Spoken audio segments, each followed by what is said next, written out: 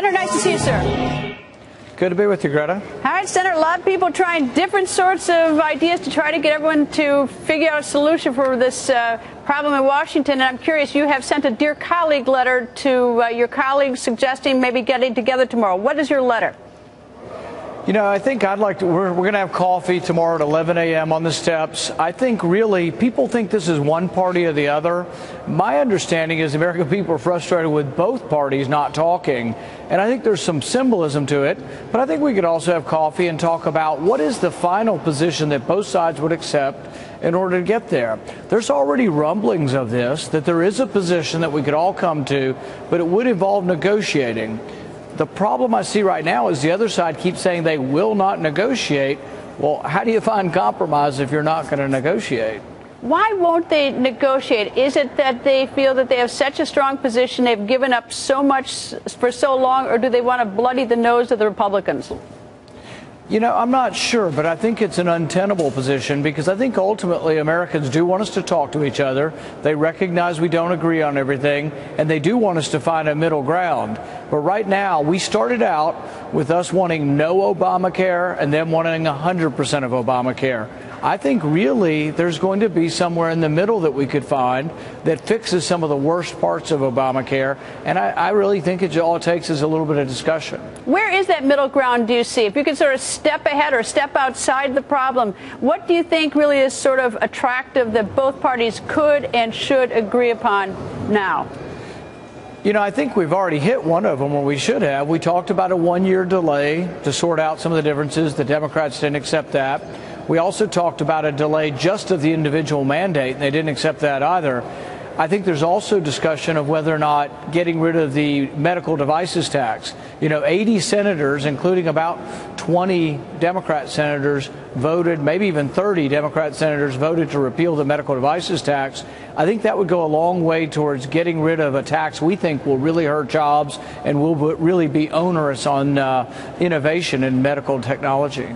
One of the proposals that I understand is coming out of the Democratic side of the aisle is that, you know, vote on a clean continuing resolution, and then they are willing to figure out ways to start tinker with Obamacare to make it what may be a better bill than it is, a better law than it is now in their view and your view, as well as discussing the tax on medical devices. I mean, it sounds like they're willing to sort of separate that discussion out. But is it that the Republicans don't trust the Democrats, or you have no leverage if you get to that point?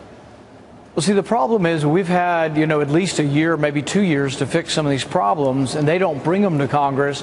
They go around Congress, and the president just does what he wants to do, I think in an extra constitutional or illegal fashion. He just does what he wants to do by executive fiat.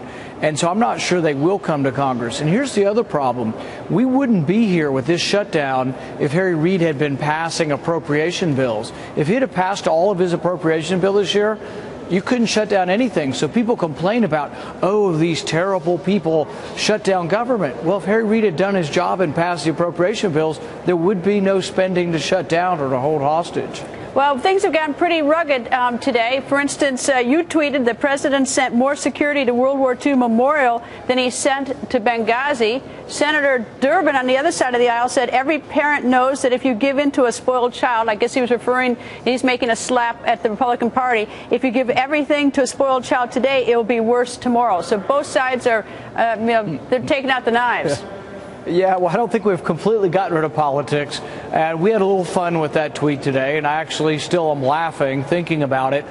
But it's kind of serious and kind of sad. There was a time during the attack in Benghazi when there were 5 people there protecting 4 people and the ambassador. There weren't many people protecting him. And today there were 7 people trying to keep the World War II vets from seeing the monuments. And somebody did make a political decision. I promise you that someone didn't get all the employees out there putting barricades up for hundreds of yards if they didn't want to make a political statement. They're trying to blame this on Republicans, but in the end it's just stupid to block an open monument and say, oh, you can't go look at the monument. We have thousands of veterans coming here, traveling across the country, actually some being flown here, and then we're going to not let them look at the monument? Absurd, whoever made that decision. Is the fight over the debt ceiling, which is our next on our horizon, is that going to be more rugged than this battle? You know, I think all of these things should have some kind of reform associated with them. Now, the Democrats say we won't be held hostage and we won't negotiate. Well, the thing is, they won't negotiate when there is no deadline, and even with the deadline, they're not willing to negotiate. But to put this in perspective, this isn't just about paying interest. It isn't just about slowing down a small portion of the government, which is closed down now. It's about a government that spends $1 trillion every year that we have to borrow. It's about a $17 trillion debt. It's about fiscal responsibility. So this is not a small matter. This has been accumulating for some time. Some of us think that the very financial structure and stability of the country depends on doing something about this debt. So we don't do this lightly just because it's for, partisan reasons. I do this because I'm truly worried about the fiscal stability of our country. Is there any sort of sense of friendship across the aisle right now in the Senate between the Republicans and Democrats? Is it really sort of divided? What's sort of behind the scenes? I know people oftentimes think we in the media hate each other on other networks, but we're oftentimes friends, in private. Is it like that in the Senate?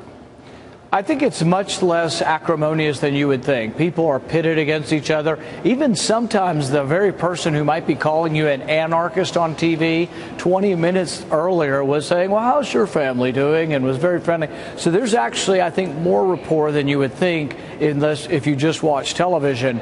I think there could be more, though. That's why I offered a year and a half ago to have a regular lunch where Republicans and Democrats came together for lunch and breakfast. I'm not, Pollyanna thinking, oh, we're all going to be singing, Kumbaya and be, getting everything done. But we would get more done if we had a little more interaction between the two of us. One quick last question. Any takers on your coffee for tomorrow?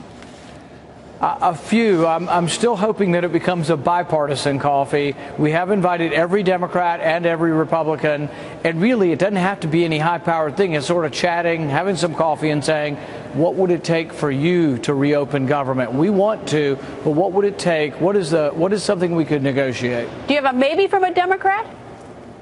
Some, but a few have said that they don't want to appear to be negotiating, and I think that's a problem, because the thing is I want to appear to be negotiating, because that is really what the American people want us to do. They want us to talk to each other and find a middle ground. And so I hope people will show up tomorrow. It isn't a high-pressure thing. We're trying to make it a one-on-one, just have some coffee and see if we have any ideas that might work together. Senator, thank you. Nice to see you, sir. Thanks, Greta.